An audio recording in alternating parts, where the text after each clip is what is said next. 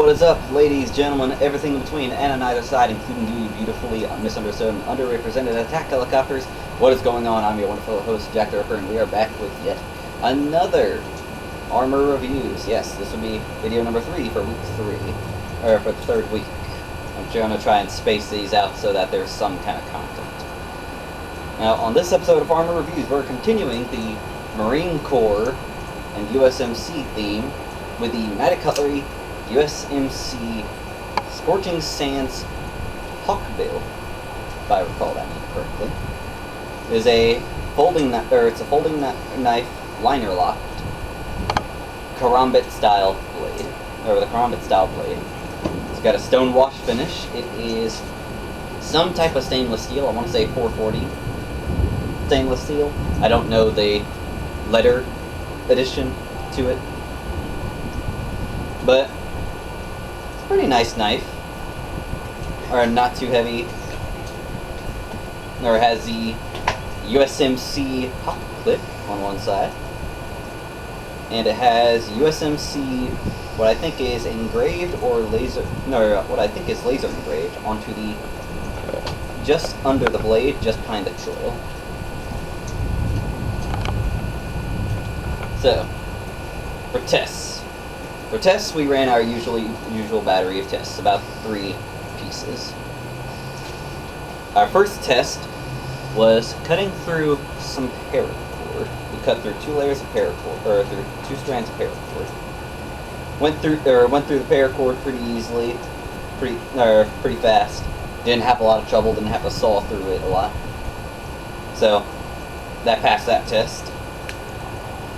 The next test was cutting through some rope. This is mariner's rope. You'd use this to tie off your boat at a dock. I only had to saw through this a little bit to get through here, but it went through almost like butter. For the next test, we cut through some cardboard. Now, I actually had a little bit of trouble with the cardboard, but then again, or because it kept tearing. But I'll chalk that up to the fact that we've had this cardboard stored outside, undercover, but the humidity in the air has still probably gotten to it a bit. Yeah, Florida. So, yeah, that's Florida for you. Florida's weather is crappy. So I'll just chalk that up to the fact that it was moist, or that excess moisture in the air caused the cardboard to loosen up, so it wasn't as rigid. But once it went through, I didn't have to saw through. I could more or less just go through clean with just force on the first cut. I had to saw through on the second cut though, where I stacked them. Our second test was our stick sharpening slash shaving, or our final test was our shaving slash sharpening. I had a slight bit of trouble doing that. It's mostly just the shape of the blade, making that a little bit hard. But other than that, it cut through pretty well. I will have a disclaimer that it may not be the factory edge, or it's still the factory edge for the most part. But I only gave it like 4 or 5 passovers on a coarse grit and fine grit little hand sharpener, just to touch up the edge, so it's not absolute crap, because I have owned this for a long while and have been using it around the house. But other than that, shaved the stick, no problem. Didn't have too much difficulties except with the nature of the blade design itself.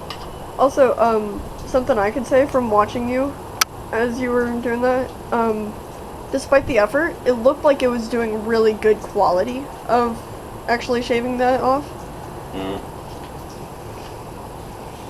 So I will give it credit for that, personally. I definitely agree with that. So, final thoughts. This is about a $15 to $20 knife. I have to look the price up again, but you probably saw it in the info sheet earlier.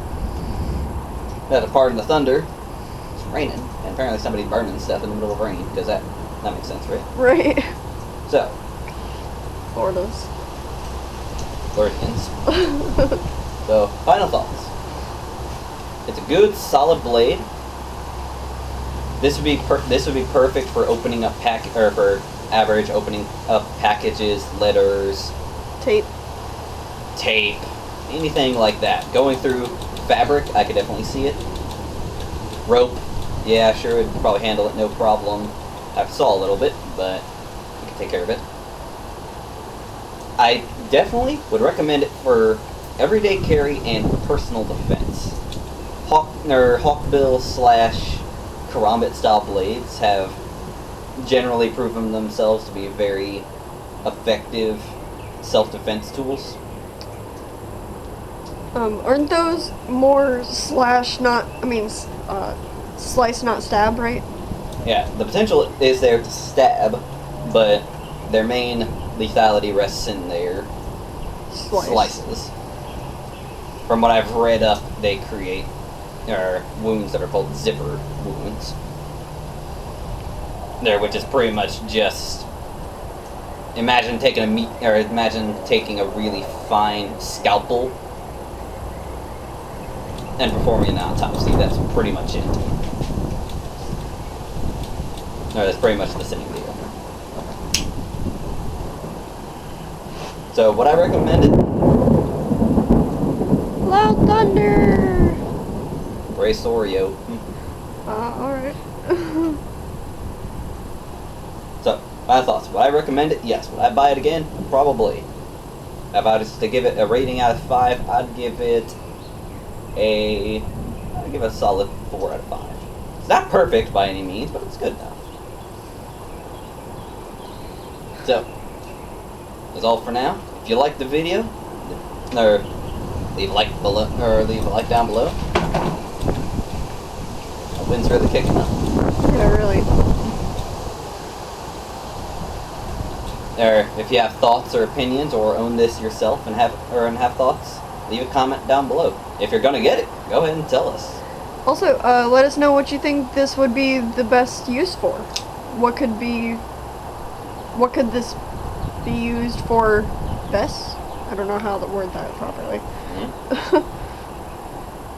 So, if you want more, subscribe. I'll be trying to release videos once every week now. I have a video for well, I've already done videos for each of these past weeks. And I'll try to have more. Mind you, I'll try.